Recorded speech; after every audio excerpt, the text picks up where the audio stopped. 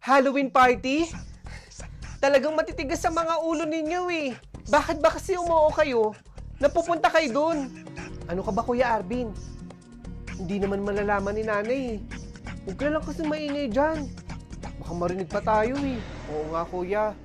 Tsaka, pa-Halloween party naman ng mga pinsan natin yun eh.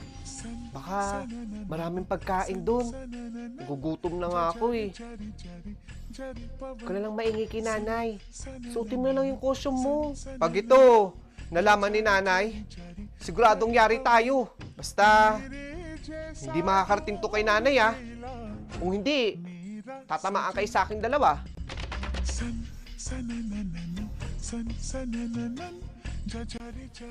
Kuya, matanong ko lang pala.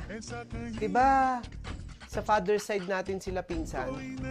Oo, bunso. Bakit mo naman naitanong? Naitanong ko lang.